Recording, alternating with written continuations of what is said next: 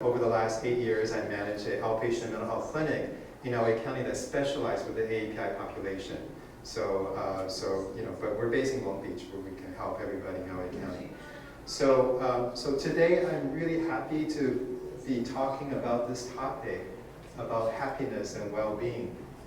And I believe we can all agree happiness is something we all want, right? In fact, probably for all living beings, share this goal of this desire to be happy.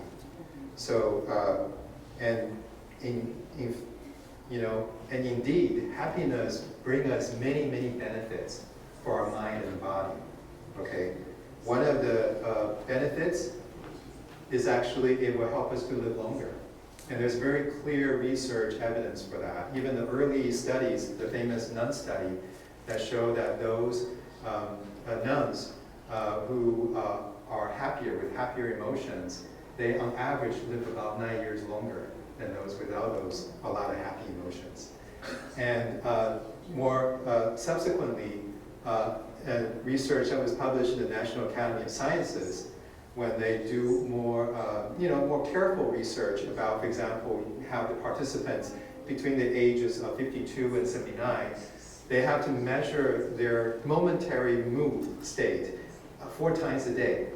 And they do that daily for 5 years, okay? And during the course of 5 years, it's very, very clear. Those with more positive emotions, happier mood, they live longer, they have lower mortality rate, even for those that have chronic conditions, physical conditions. And another important research, in addition to mortality rate, happier mood predicts functional independence in older age. So like when we get old, we hope that we can still be independent, being able to function independently, and happier mood predicts that. The other benefit that has even more research evidence is on the relationship between happiness and health. So much studies, even just one research that compiled over 160 studies, both human studies and animal studies, that clearly document that relationship between happier mood and better physical health. And particularly in the area of cardiovascular, respiratory, and immune system. Let me just give you one example of even a study on the immune system. So when people say, oh, when you're in a better mood, you have better immune system, it's actually really true, because even just this study, they look at healthy adults from 18 to 54, and they voluntarily agree to be receiving a nasal drop of the cold or flu virus in their nose. And what the study result is that those who are happier, they don't catch the cold.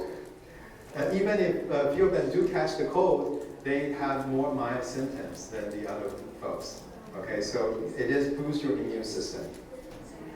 And the other thing, there's a lot of evidence is that there's a relationship between happiness and success.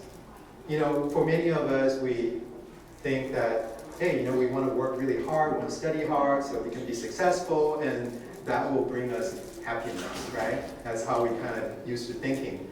And quoting the words of one happiness scholar that says, yes, most of us think being happy will bring us lots of happiness for a long time. But when in reality, being successful bring us a little happiness for a short time. So the stronger relationship is actually happiness leads to success rather than the other way around. So in all different areas of work, there's happier people are more successful, they're more creative, more productive, etc., better income. And also in relationship, happier people have more relationships and better relationships.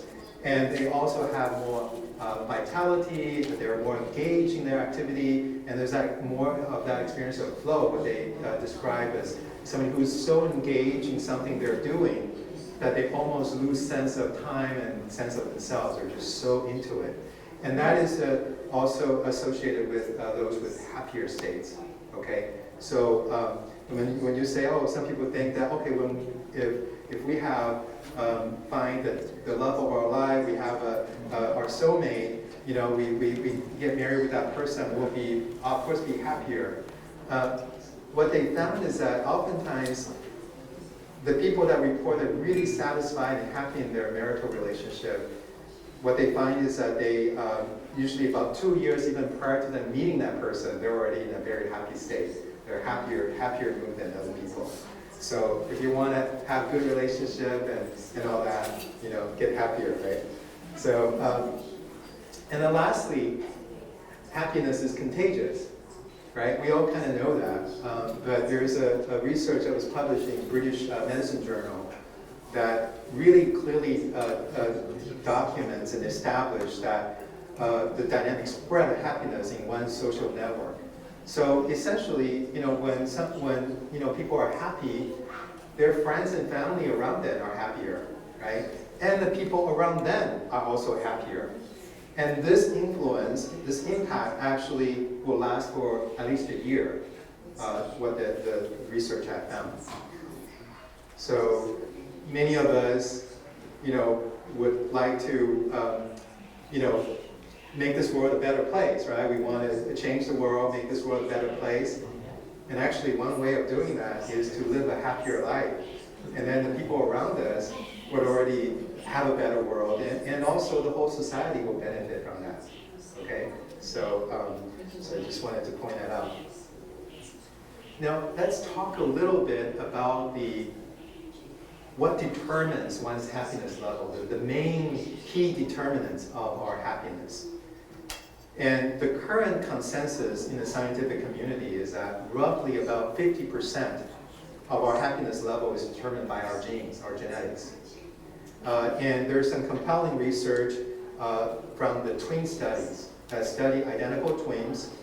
And what they found is that those twins that share exactly the same genes, even if they were separated at birth and living in very different environments, decades later, their happiness level is almost the same. Whereas the twins that do not share exactly the identical genes, even if they live in the same family and have the same experiences, their happiness level is very different. So that's very compelling evidence to establish there's a very strong element of our heredity, our genetics, does shape how happy we are. Now, roughly about 10% is determined by our life circumstances. And that includes like how much money we make, the kind of house and place we live in, whether we're married or not married, whether we're employed or unemployed, and even whether we, let's say, have, you know, had childhood trauma or had a car accident or not. It's actually surprising after all the research to find all that only determine about 10% of our happiness level, right? Because in many ways, most of our efforts in our life, we're trying to, in some ways, make our life better, and we're trying to be happier, and we're trying to get that promotion, we're trying to work hard to have, you know, to get that, you know, maybe the desired relationship or other things that we're trying to work toward. But in reality, it determines only about 10% of that happiness. And what people often don't realize is that the remaining 40% is determined by how we think and what we do. And that is actually really, really good news, because we can't do a whole lot about our genes, right? We can't change that. And then sometimes it's kind of limited how much we can change our life circumstances, right? We can try and we can sometimes succeed, but it's not always possible. But it is very possible to change how we think and what we do. And sometimes it does take some training and practice in doing that. And I'll spend most of my talk today focusing on that 40%, okay? Because that's the part that we can do something about. But before that, how do we make ourselves happier? Before even getting to that, I think it's fair to ask the question, can we even change our level of happiness, right? Because I mean, thinking about the genetic research, right, between studies. And then there's also this phenomenon that's called hedonic adaptation, which, you know, in many ways, you know, so it's just like what it refers to is when we experience pleasant or unpleasant events in our lives, yeah, it makes us, you know, changes our mood, it makes us feel better or feel worse, depending on what happens. But after a little while, we kind of gradually will go back to our baseline level. There's a similar concept with a sensory adaptation when we have experience, maybe if we live in a house that's right next to a railroad track, right? When we initially, first few days, hear the train go by, wow, it's overwhelming, it's so noisy, I can't stand it. But then after a few days, maybe after a few weeks or a month, we almost don't hear it. We kind of get used to it. And same thing when we get that big house or we get that promotion or this super nice car, after a while, we kind of, you know, the impact on our happiness level sort of, you know, gradually decrease, yeah? And then there's compelling research even in the late 70s, when they studied the lottery winners. They found that those lottery winners, you know, it boosts their mood after they won the lottery, but then within a year, it goes back to their baseline. And those who marry, it lasts a little longer, about 2 years, and then they go back to their baselines. And what's even more surprising is the people who become paralyzed, let's say from car accidents. And what their research have found is that even for those, yes, because we would imagine that if we get into a car accident, we become completely paralyzed, that would probably make us very unhappy, right? And that would totally change our life. But what the research have found that, yes, it does change their mood, but then gradually, just like positive events, they gradually get used to and they also adapt back to their baseline. So even that is very, very interesting, very powerful, whether it's really good experiences or even in that case, you know, good news in some ways, and when we go through really hard times or really challenging and rough experiences, we will always be able to also adjust and get back to our baseline. So in some ways, then this may suggest maybe we can't change a whole lot about our happiness level, right? But there's also a lot of scholars that really are not convinced. And they truly believe that we could do something about our happiness level. And they continue to be putting a lot of research. And over the last few decades, and one of the recent article that came out in Nature, Human Behavior, and which is a very highly respected scientific journal. And they summarized and they reviewed over 419 randomized control trials, which is considered the highest standards in scientific research.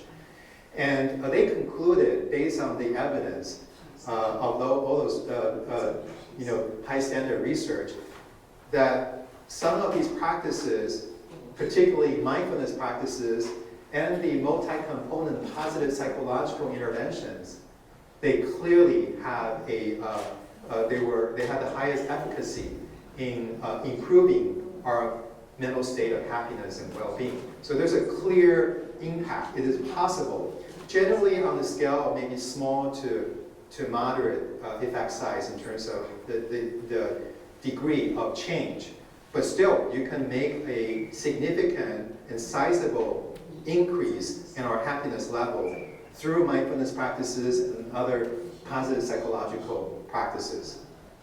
And in other words, our genes may sort of set us at a particular baseline or a set point, so to speak, our happiness level. Each person may be a little different, right? We all know people that just tend to be happier and other people that tend to be less happy. So we may all have a different point. But it's almost like the temperature in our room. Some people's room a little colder, some people a little warmer. But through our mental training and some of these practices and activities and even lifestyle changes, we can actually increase our level of happiness. Let's say change the room temperature from 70 degrees to 75 degrees or 60 to 70 degrees. You know, we can make some change. So, which is very, very encouraging. And I'll be talking about some of these. And the first I'll just start with just some of the healthy lifestyles that is conducive to happiness, which I think things that we pretty much all know, but it's still important just to mention because there's so much evidence about the benefits of physical exercise for our body and our mind, and our mood as well. And it improves our immunity, our ability to think, but also prevents dementia. And there's clear evidence for that. And as well as our mood. And they sometimes even use that as an intervention for depression. And some studies show similar benefits compared to antidepressants in some of the early studies. And exercising daily for at least 30 minutes a day, or at least 4 times a week, clearly will have some clear benefits for our mood. And then balanced diet and sleep, right? Getting adequate sleep. Sleep is important. And when we don't get a good sleep, it affects our mood, right? We all kind of experience that. And then also engaging in social activities and supportive relationship. We thrive on these social connections with other people.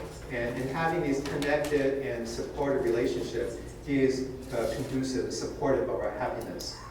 And engaging in activities of interest, things that we're interested in, things that we would consider to be play. Sometimes, like when we are children, we play.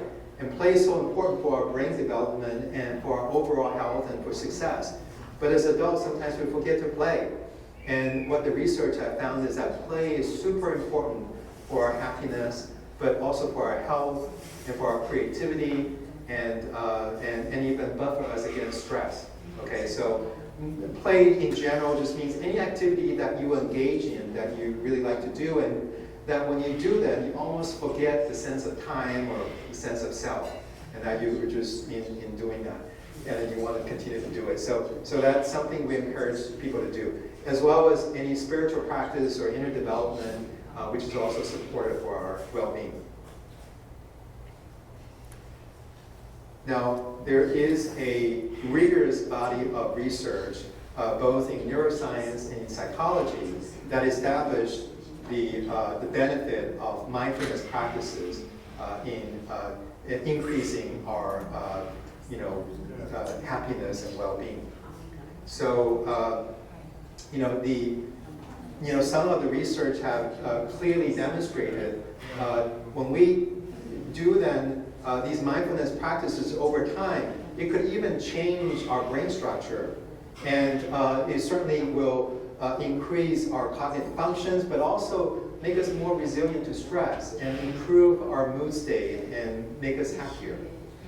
And one of the common mindfulness practices and how they teach the research subjects oftentimes is just the simple mindful breathing, right? So, which many of you are familiar, which you are just, directing and focusing your attention. Let's say you take 10, 15 minutes of your time and just find a quiet place and you put all your attention on your breathing and noticing and being aware when you're breathing in, you know you're breathing in, and when you're breathing out, naturally you know you're breathing out. So you're just not trying to change the breath, you just notice, you're just aware when that is happening.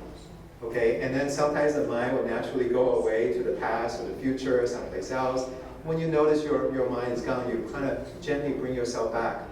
Again, training the mind to stay focused on this current reality of the breath going in or the breath coming out. That's all. So that's a very helpful practice, which they find all the benefits, most of the research.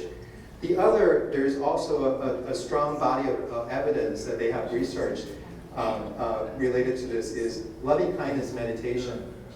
And many of you are familiar with that. And you could also on YouTube, you'll find different ways of practicing loving kindness meditation.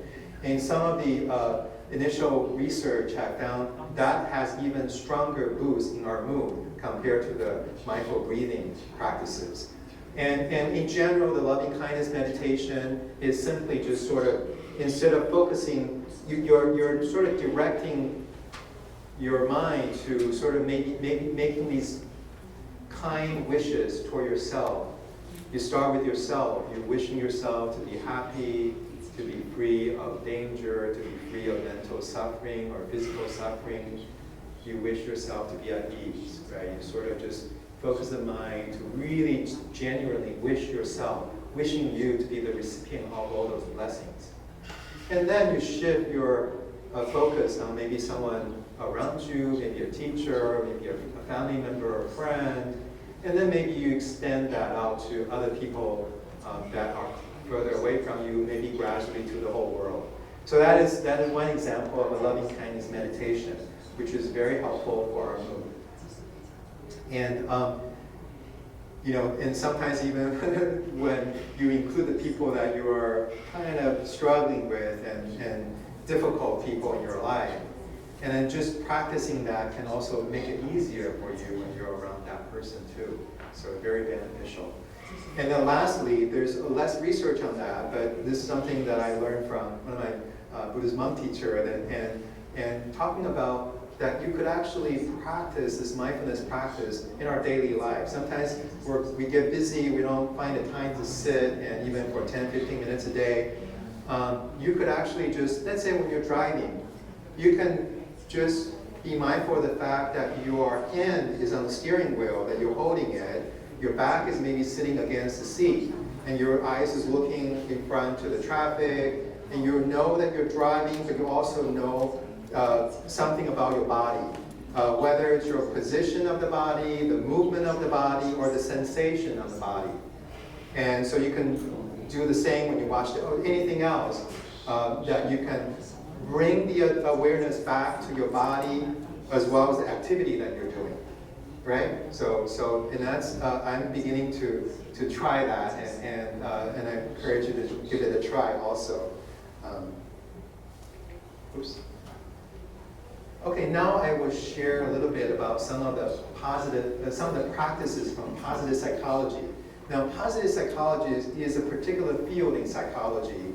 The traditional psychology tend to focus on, conditions such as depression, anxiety, PTSD, and these different schizophrenia, different conditions of the mind, problems and illnesses, and we try to alleviate the suffering and help people to bring more health, right? So the field of positive psychology recognizes that sometimes we put probably all of the attention on the problems and the illnesses, and we don't devote an equal amount of attention to the things that are going well, to what makes people happy, because having less depression doesn't always mean you're really happy and thriving and flourishing in your life. And in fact, one of the surveys in the US found that roughly half of the US population, they don't have any sort of, their mind is moderately healthy, don't have any major illnesses or mental health conditions, but they're also not thriving, they're also not flourishing, they're not really living to their potential. So the field of positive psychology focuses on studying the people that are really thriving, they're really happy, they're really at the top of their game, and learning how they think, what they do, and then testing if we teach these same ways of thinking and doing things to other people, when they practice that, can they be happier? And then over the course of the last couple of decades, there's a lot of evidence to show a lot of, as I mentioned, even in the recent article from Nature, that a lot of these practices, particularly the multi-component, meaning you do more than one, can really bring about a sustaining boost in happiness level, okay? And I will share some of them. These are just some of the positive psychology practices, but not all of them. And for the sake of time, I can only share just a few, give you a feel for it. So one of the practices that some of you may have heard is related to the gratitude practices. Okay, so for example, even for someone to keep a gratitude journal, like maybe at the end of the day or beginning of the day, when you just write down each day about 3 to 5 good things that happen in this day. It could be big or small. It could be things that we take for granted. For example, like, I don't have a toothache right now. Right? When we had a toothache, we wish that, so painful, I wish I don't have a toothache, I'll be happy. And now we don't have a toothache, we don't think about it. And that's not fair, right? So there's a lot of things in our life that we can take attention and really be appreciated and be grateful for. And we can get the benefit of experiencing that.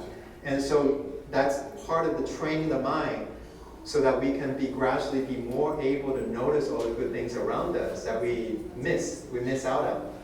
And then so in some of the subsequent research, I found that even for a lot of people, even just doing it once a week have even bigger boost compared to people who do 3 times a week or even every day.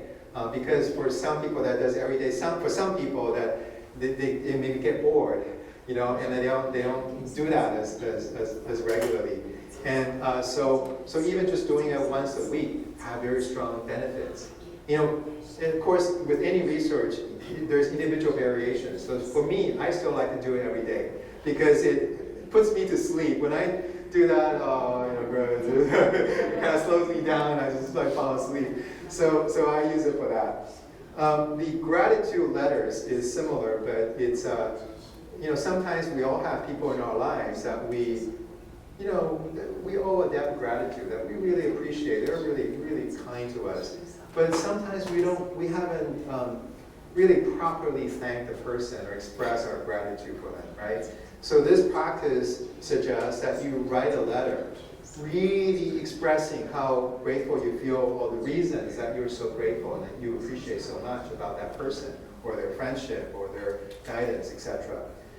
And then you reach out to the person if they're still alive, and then you invite them for a cup of coffee, and you say, I'd like to read you a letter I wrote, and let them listen to it. And they found that when people engage in this practice, have an even bigger boost of their happiness level than the gratitude journals. And the gratitude time basically is that for some people, they don't like to write, and then they found that even just choosing a time, a day or a week when they are just spending that time reflecting on the things that they feel grateful for, they appreciate, still have a lot of, very clear benefits of their in boosting their happiness. And lastly, here is just some research which is quite interesting. They find that it's a slight twist that you could also consider, write about, or reflect on how some of the positive events that you have in your life currently could have never happened, right? Maybe if you're in a happy marriage, it's very possible that you may not have met this person just by this or that. Then these things may not have happened. So reflecting on that, they found is actually making the people that engaging that reflection more satisfied in their marital relationship. So these are also a twist. Some people remember the old movie, It's a Wonderful Life. You guys remember that? That's too old, but George Bailey, who died, and an angel came and showed him, what life is without him, and very different. Anyway, so that's how they got that inspiration for that idea. So the other practice, which is somewhat similar, which in a way that because all of us, by our nature, our brain has this tendency toward negativity. It's like we pay a lot more attention to things that are a problem, that are potential threats, right? Because maybe from evolution, that's something that's more important for our survival is to pay more attention to things that are, maybe a lion or whatever, a problem. But when we don't pay attention to the happy things, we will still live. So by our design, we will always have a tendency, our brain will focus more on the negative. And some people describe negative events are like glue to our mind, and then positive things are like Teflon. They just kind of rose off, and then we don't spend as much time. So part of this technique or this practice, similar to the gratitude practices, it can counter that bias. In this particular practice, you sort of savor the positive experiences and events. So it's kind of like when you drink a really, really, really good cup of coffee. Let's say this is the best coffee you ever had. And you don't want to just gulp it down. You want to take your time with it, right? You want to really sip it, you really enjoy it, you savor it. And then so similarly with a positive event in your life, and it could be something in some ways in the future, in the present, or in the past. Because let me give you an example. Let's say if you're, like, think about taking a trip on the beach in southern Thailand, right? So you're going to take a trip there, and even just before you arrive, you're thinking about, oh, I'm going to be taking that trip, and I'm going to be sleeping on that sand. I'm going to be, so even just anticipating that vacation is going to make you happier, right? And then when you're there and you're actually enjoying the vacation, and maybe you're even sharing some, pleasurable things with your friend over a dinner or something, you're talking about, oh, this and that, you did this, and you are also savoring your current experiences. And when you come back, you may be, reminiscing about some of the good times you had there, and that will still, bring a boosting happiness, right? So it could be any of these time periods. And then again, part of the this practice or this activity is that, as I read some of the research, they tell the subjects, okay, some of the instructions is you can reflect on what makes this positive experience so special or so pleasurable. So kind of reflect on, what's so nice about this experience? So you kind of spend a little time. So you let this experience, play more in your mind and let it linger, and you spend more time engaging that.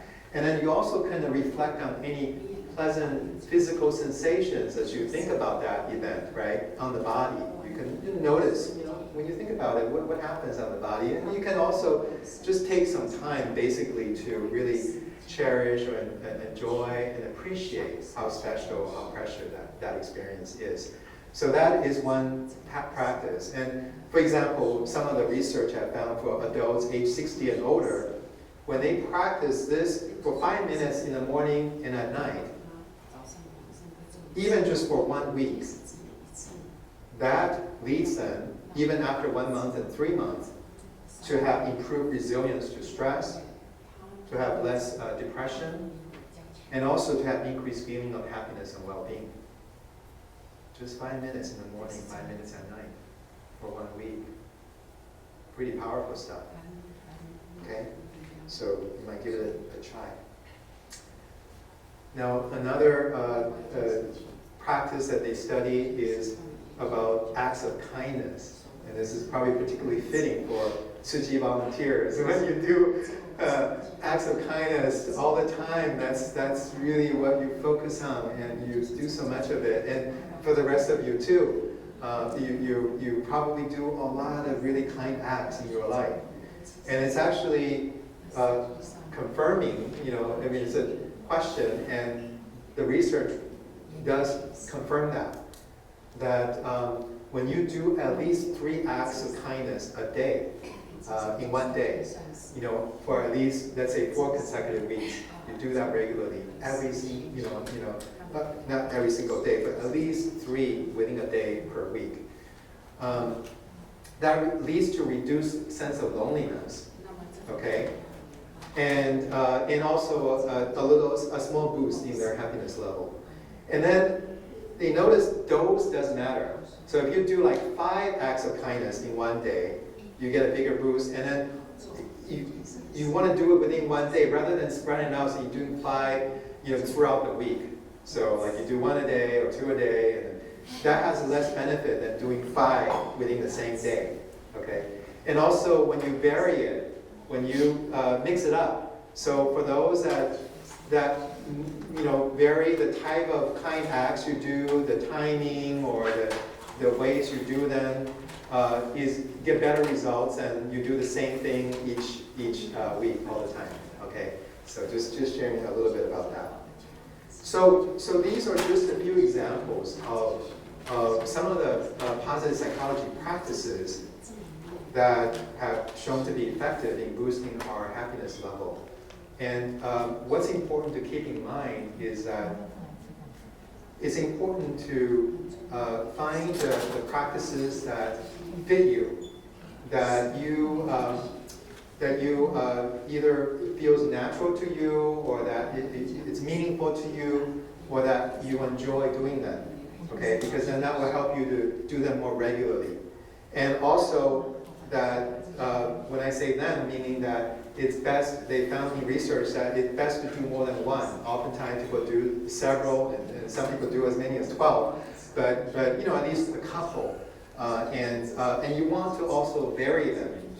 Because remember, hedonic adaptation, when our human response would kind of get used to doing something, then it would have less impact over time, right?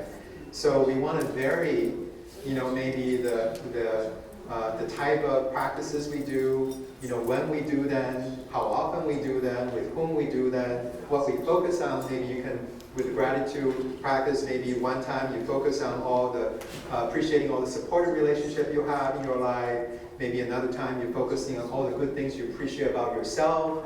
Maybe other time about other things in the environment. So you may change it up a little bit, right? So again, creating a variety, but keeping it kind of a regular, because you need to continue to do them to get the benefit. Because it's kind of like blood pressure medication.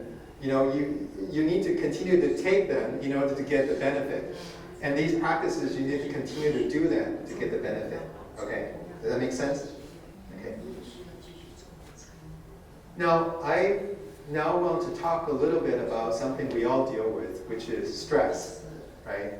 So, when we feel stress, our sympathetic nervous system will get activated, and our heart will pound faster, our breathing will shorten, and our stress hormone will get released, and we will basically get geared up to either fight or run away from that lion that's moving toward us, right? So, in many ways, our human nervous system, this is very important. It's important for our survival to be able to do that. At the same time, our nervous system is not as good at handling chronic stress or traumatic stress, right? Because it's almost like you have this lion that's constantly almost, in sight around the corner, right? Or if you have survived a traumatic attack from the lion, and then so any ruffle around the environment, like the leaves, you think maybe the lion's back again. So our sympathetic nervous system is constantly activated, right? It's kind of like a car overdrive. The engine is always on. So you can imagine that will take a toll on our body and our mind. Make sense? And what research have also found is that an overactive sympathetic nervous system, in many ways, that characterize most of us in the modern society, we tend to have an overactive sympathetic nervous system. That is also will lead to impaired psychological flexibility. It makes us less mentally flexible. Also will reduce our resilience to stress. So it's kind of like when your car is overrun with the engine is always, and you run into a little bump in the road, it will kind of like stress you out because you're already overrun, right? So it's very important that to counteract that, we know how to activate the other part of our nervous system, which is the parasympathetic nervous system, which is responsible for the rest and relaxation response in the human system. So, and how we do that, we can activate that part of the nervous system or help to support that part by doing things that help us to relax, right? So all of us may have experience, you do certain things that help you relax, maybe different from each person. Maybe for you like to listen to some music, or taking a bath, or taking a walk, or doing gardening or something. It may be different for a different person, but when you do that, it helps you to relax. And that's important to do that regularly. And even some breathing exercise. Because you notice when we have an overactive sympathetic nervous system, our heart pounds faster, our breathing goes faster, right? And all the other physiological responses that happen, but most of them we don't have control, right? We can't change our heart rate usually, we can't change the hormones, but we can change our breathing, and we can maybe have some extent to help our muscle to relax a little bit, right? So even we just practice some breathing exercise, like even deep breathing, like you just take a few deep breaths, like just breathing in. Let's try it. Breathing in, and then take a really deep breath, and you hold it for about 2 seconds, and then you let it out, through your nose. And you do that again for a couple times, just taking again as big a breath you can. You hold it for about 2 seconds or so. And you let it out like you're sighing, but through your nose. And just doing that 3 or 4 times, you may already sense your body is beginning to slow down a little bit. Okay? And then certainly abdominal breathing, just basically you can notice the rise and fall of your stomach as you breathe in and out, whether you're sitting or lying down. You can just pay attention to naturally when you breathe in, the stomach may be rising a little bit. When you breathe out, it goes back in. You may put your hand on your stomach. And maybe when you can't fall asleep, maybe you can, it's nice to do that because your body will help your relaxation response, right? And you can just train the mind. It's actually a mindfulness practice because you're noticing a reality on your body in this moment, which is the rise and fall naturally. You're not trying to change it, but you notice it's happening with your breath. And you're just staying with that rise and fall. It's like that ocean wave. And then just staying with it. When the mind wanders off, you smile and you come back to that rise and fall with your breath. And that's an abdominal breathing practice. And basically any rhythmic or repetitive movement, let's say Tai Chi or yoga or swimming or hiking or knitting, something that has a rhythm to it and that's a little repetitive, it's actually very soothing to our nervous system. So I would encourage you to incorporate that as well. Now, another important element that will help with our resilience to stress, because this summit talk about resilience, and we all know or seen people that they may experience the same hardship and the same stressful circumstances, but for some people they do better. They're more resilient. They're more able to handle and cope, as well as they recover much faster. And a lot of research have shown, actually, one of the most important elements that differentiate those who are more resilient than others is actually positive emotions. And some of the theory behind it, which has a lot of empirical support, all being supported, includes that when we have experienced positive emotions, it broadens our thinking patterns. It makes our thinking patterns more flexible, more creative, more open to new information, more integrative, and more efficient. So, and then, there's also this other line research that's shown that, when we have more positive emotions, it actually has faster cardiovascular recovery following experience of stress and negative emotions. That say, basically undo the physiological impact of stress and negative emotions on our body, on our cardiovascular system. They measure that. So, so the other thing is that positive emotions can help a person more easily find positive meaning in their everyday life events, as well as in the stressful life events, finding positive meaning, as well as the broad-minded coping, meaning that you can, for example, in the same situation, you're more able to think of different possible solutions to the situation. So when we are in a more positive mood state, that is something that happens. And oftentimes, as you can see, that there's, it's a reciprocal relationship. When you have more positive relationship, you have easier to have positive meaning and broad-minded coping. But when you're better able to cope and you find more meaning, you also have more positive emotions, right? So it's kind of become an upward spiral. Just like with depression and anxiety, oftentimes it's a negative downward spiral, right? Like when we, let's say, when we go through a stressful time, when we have feel a lot of stress, sometimes to an extent we can even affect our sleep, right? So we cannot sleep, like somebody talked about that earlier. And then when we don't get a lot of sleep, it may affect our mood, right? We may not, solve our problems during the day as well. And also we may get a little bit more irritable in relationship. We may kind of make things worse, and then we will feel even more stressed. And then it will make us sleep even worse, and then so we kind of go into a downward spiral. And so, but in positive emotions, it brings up this upward spiral. It makes people more resilient and more able to cope, and finding more meaning. Okay, so just wanted to mention that. And I guess in some way, lastly, you know, it's not to say that we need to live a life completely free from stress.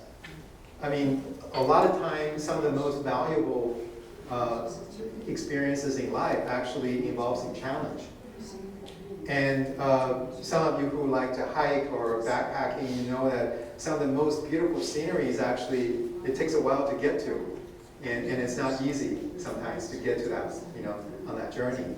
And then, you know, sort of overcoming our challenges, you know, the experience of that can also increase our resilience, right? Because, like, let's say we overcome certain challenges, even difficult challenges, and it boosts our sense of self-efficacy, our confidence. Like, oh, if I can handle something as difficult as that, this is just a piece of cake now, right? So that's why in these kung fu movies, and you have all these in the Shaolin Temple, you have they tell this little monk to, oh, you go and carry all these buckets of water, and you do all these difficult things, and they're almost like so difficult for them. But after they can get through that, then they're much better able to cope with other things that are difficult, right?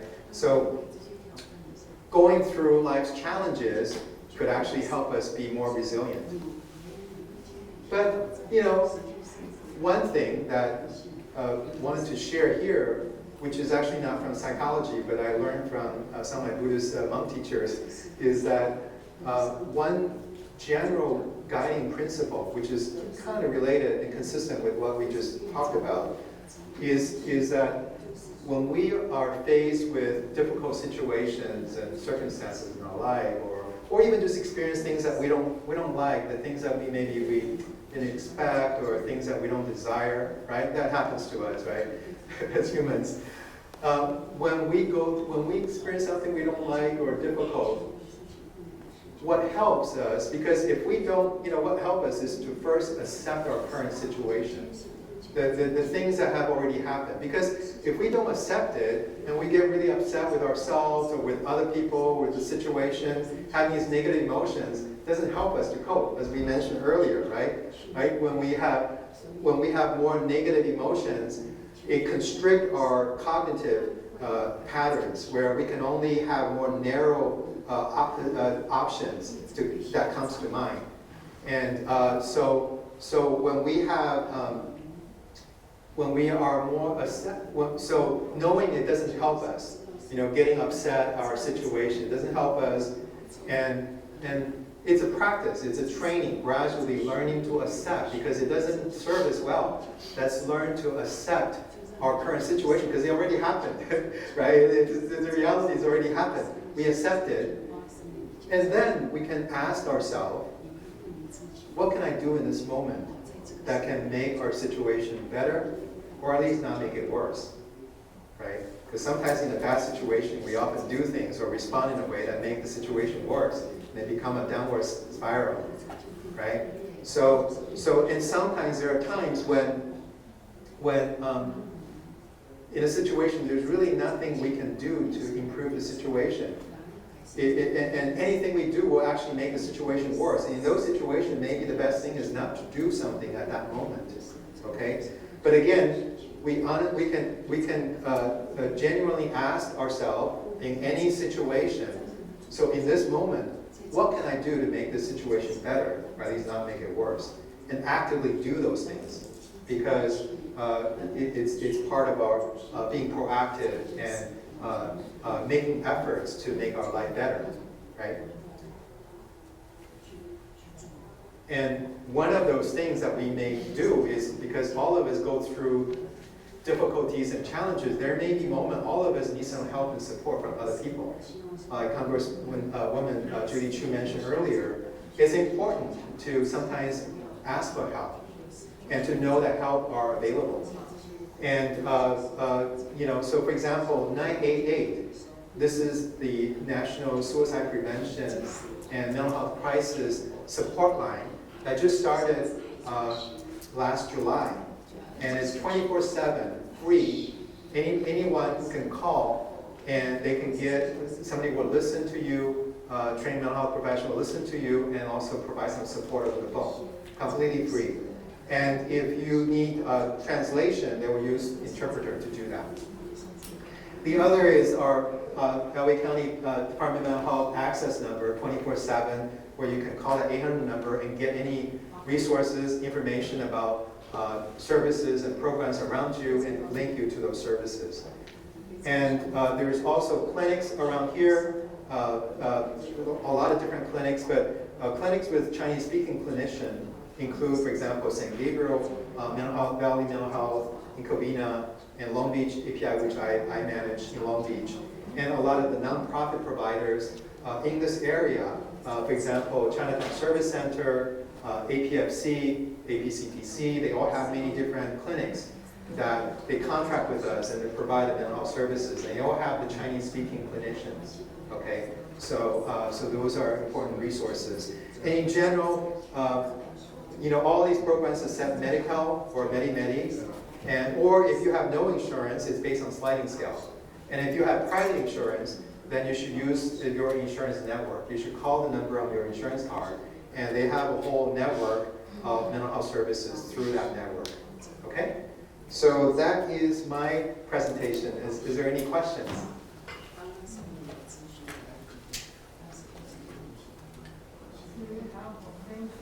Okay, thank you.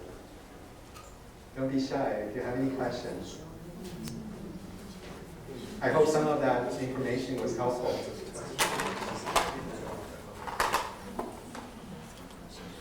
I should probably put on the last slide in case you're trying to, yeah. Go ahead. I see some youth here, but then why don't you address a little bit, talk about the young adults in our generation, especially after post-COVID, the transition, because it is metamorphosis.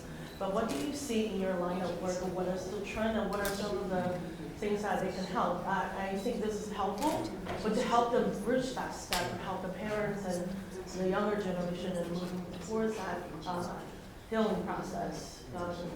Thank you. Yes, very important question.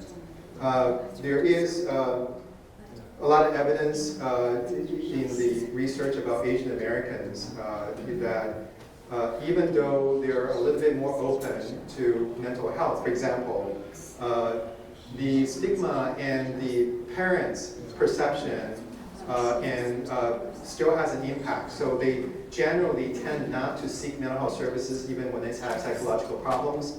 And even when they're suicidal, have suicidal thoughts.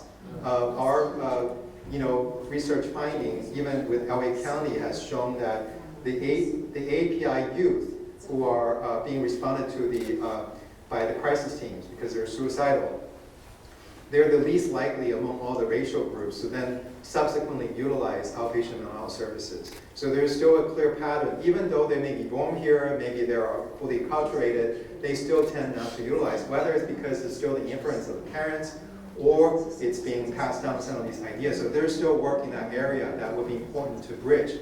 For example, personally, I was really depressed when I was in high school. I almost didn't graduate. And then in college, then one of the counselors suggested I should get some mental health, treatment.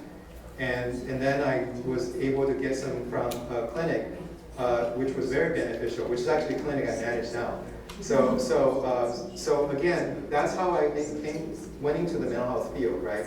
But again, it's important to utilize mental health resources around us, make good use of them, because that's actually self-help and coping, right? But speaking for the general health and well-being of youth, especially AAPI youth, I think, Congresswoman Judy Chu mentioned about youth suicide. It is an issue because generally AAPI suicide rate is about similar to Hispanic and African American, but lower than Caucasians in general. But two groups are different. One is the student population. Tend to have college students, for example, have more higher rates of ideations and sometimes even attempt, about 1.7 times more likely than the other racial groups. The other group is the elderly, the older adult AAPI population, particularly 75 and plus. And they tend to have higher rates of suicidal ideations than the other racial ethnic groups. And some studies, even the APA, American Psychological Association, draw that conclusion based on the available research. So especially AAPI, older adult women have higher rates of suicidal ideation compared to all other racial groups. But again, back to the question about youth. I think sometimes there's a lot of stresses, sometimes even with the acculturation differences between the younger generation, the older generation, that can create some family conflict, right? And that in some research, for example, analog from UCLA, they found that there's an interaction between acculturation and family conflict. Because, for example, if a youth, let's say API youth, is more traditional, they're less acculturated, and they have some family conflicts, it impacts them more in terms of their suicide risk. Okay? So again, part of it is that family conflict is a stressor, is a risk factor for suicide. And sometimes even the pressure around academics, the performance and all that, and then sometimes even the gaps in communication, how we express our affection and love may be culturally different, right, than the kids are used to. All that may sometimes contribute to a sense that you don't belong, or you're less, you're not loved, etc., or understood. And so that is one issue that maybe we can all learn to bridge some of those cultural gaps and to find ways to create more connection and more understanding and support. But learning more about even just some of the happiness enhancing activities and making ourselves happier as adults will have a big impact on the happiness of our younger generation too. So yes? Sorry, a follow-up question. Are you aware of any programs that helps with not going to the last end of fatality due to suicide, but there are fatality due to substance abuse or other coping mechanisms are less healthy for youth and seniors and adults alike? Absolutely. Yeah. Substance use is a huge risk factor for suicide. Most of the suicide, there's some substance involved. It increases the risk, right? So if you can, one of the ways of prevention is to address all the risk factors, the known risk factors that actually you can do something about, like in a population level, let's say, for example, use of substances, for example, even just, teaching youth the ability to understand and manage their emotions, which we call emotional intelligence. And they found there's so many different risk and protective factors related to suicide, for example, youth suicide. For example, one risk factor is childhood sexual trauma or sexual abuse.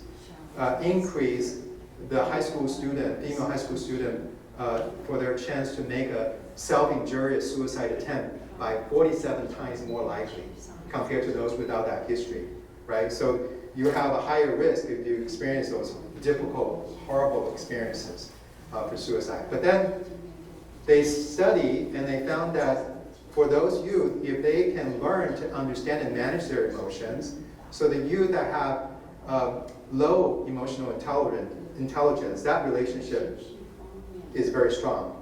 And those that have medium level emotional intelligence, there's a weak relationship between the two.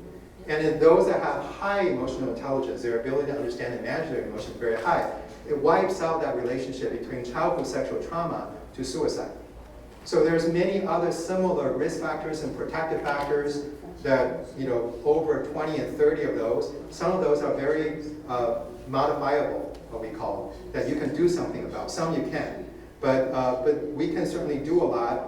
And for example, even creating activities that have the parents and kids to be able to share some activities more. And that's also found to decrease the suicide risk, and then building stronger parent-child relationships, sense of communication, as well as friendship, as well as self-esteem, academic performance, and there's so many things that are protective. So we can certainly do a lot about those. Sure. Thank you. I have a question. Yes. How do you suggest how we approach those people, like our family member or friend, they need help? You know, what's the best way to ask them if they can accept to go to get the help? Do you have any suggestion about it? Yeah, it's probably one of the most difficult challenge, especially in the API community, right? Because usually the people that, and in fact, actually not just the API community in general, with mental health problems, the people that really need the help usually don't want it. And in this country, it's our right. We have the right to choose. Even if we have cancer, we can choose not to get treatment, right? It's the same thing with mental health, unless it's to the point of posing an active safety risk to themselves or to other people. Then we can intervene. But I would say in general, it's difficult, but we do our best to help them understand that there is actually, it's not needed to have these unnecessary suffering. It's a lot of suffering. And there's actually a lot of people that they accumulate a lot of training, a lot of expertise in this area, and they're trying to make that available. And it's actually healthy, and it's actually really wise to take advantage and proactive and make our life situation better and for the situation of people around us better, right, by doing that. But again, it still may not work. Then you may try to think of if there's anybody in their circle, social circle, that they may listen to or they respect, whether it's a pastor, whether it's a relative or somebody that they can be more receptive, and see if you can go through that channel to suggest something. And when everything fails, unfortunately, we have to wait for things to get worse. And then you can involve teams like our department has these crisis teams and go and put them in the hospital, and maybe that will trigger a set of new things. Yes? I hope this question's kind of easy. Sure. You've been talking about tracking your feelings and being aware of your emotions, right? How do you like if you're going through something really deep, what's a good practice to really be aware of how you're feeling? Sometimes it's easy to just, kind of brush it off and, oh yeah, I'm okay, and you may think you're okay, but you're not really okay, Probably just ignore it. Solve the problem, and then you just forget it, ignore because it. you really want to know. How do you know that you really overcome it? You're totally over it. Or dealing with it. No, I think I kind of get your question, because sometimes even going through life, we go through losses, right? And the pain may still come up, and even after years, and that's normal, And at the same time, it could be, deep as those huge losses. It could be small things that you're talking about, just our ordinary daily experience of anxiety or other feelings that we may experience. So it's often generally recommended that we don't try to push them aside. We can be aware of our experience. Like we notice, this is hot, right? Or this is, and we notice our feelings, we notice. But it's okay to be kind of in an accepting way. We recognize that maybe we're in pain. It's almost like we may still feel some pain from that loss, and then it's okay. It's almost like a baby is crying, and you're noticing the baby's crying. You're holding the baby who's crying, and you're okay. It's okay. I know you're there. I know you're. But then you're maybe paying attention to why is the baby crying? Maybe the baby's crying because of a wet diaper or because it's hungry. And you're trying to pay attention to it and see things that you can do. If not, then you're just kind of giving some loving and caring. So just similarly, we can direct that loving and caring compassion to ourselves and how we feel and soothe ourselves. Yeah? Does that help a little bit? Yeah. Thank you. Yes. 但是教授，我是我讲中文。没问题，没问题。是啊，我是身心灵市场课程学了10年，跨国学习了不同国家，欧洲啊10年。那现在在美国呢，我想请帮忙就推荐就是身心灵，就是这个整顿一下就是心理健康的这个技术，推荐一下加拿大学，就是我需要克服语言的问题，然后需要短时间内能够可以投入到这个身心健康的工作当中，可以帮忙推荐一下吗？我是李丽。Oh, okay. So I think her question is there any like schooling or educational opportunity for folks who want to learn how to do the mind-body treatment and especially for immigrants? I can certainly chat with you afterwards, but in general, like in the U.S., to do mental health treatment, there is a very stringent licensing process. Oh, sorry, I'm using English right now. Are you able to get the translation or no? No. Okay, I'll explain to you afterwards. So there is a stringent licensing requirement, so you have to go through all those in order to do that work. But I can chat with you afterwards on how you kind of get gradually started. So 就是在美国这边，他们有比较严格的一些法律的规定，一定比方说你要就是执照，你才可以做这些心理的治疗的一些工作啊。